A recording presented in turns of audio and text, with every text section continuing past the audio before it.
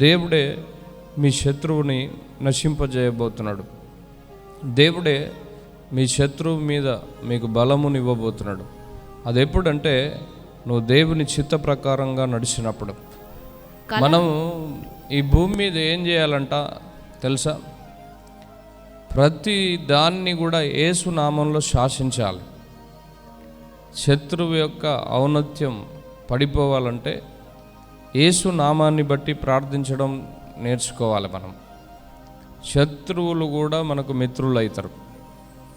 నేను ఈ ప్రదేశానికి 2014 సంవత్సరంలో వచ్చిన 3 సంవత్సరాలు గ్యాస్ లైట్లతో రాత్రిపూట ప్రార్థన నడిపించేది.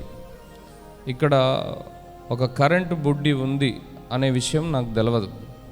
2017 సంవత్సరంలో మాకు తెలిస్తే ఆ బుడ్డి ఎవరి దగ్గర ఉందో వాళ్ళ ఇంటికి వెళ్ళి అయ్యా, మరి మేము పలానా చోట ఉంటున్నాం, ఆ కరెంటు బుడ్డి మాకు ఇవ్వండి, మేము జాగ్రత్తగా చూసుకుంటాం అని చెప్తే మీ క్రైస్తవులు ఇలాంటి వాళ్ళు అలాంటి వాళ్ళు మేము ఇవ్వం, అది మేము డబ్బులు పెట్టి కొనుక్కున్నాం, ఇలాగా అని చెప్పేసి చాలా గొడవ పెట్టిండు.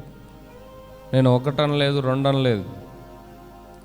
తర్వాత చర్చికి వచ్చి ప్రార్థన చేయడం మొదలుపెట్టినాం.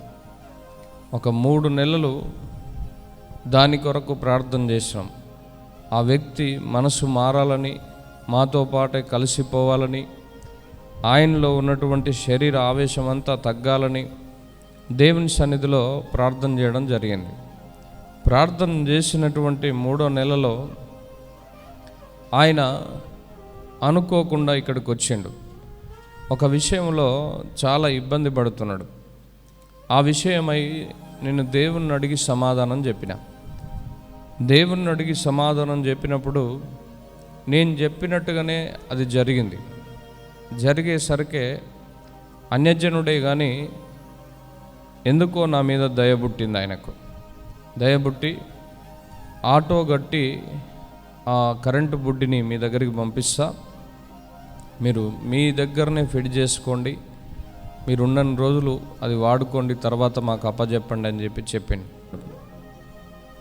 దేవుడు సమస్తమైన వాటిపైన మనకు అధికారాలు ఇచ్చాడు.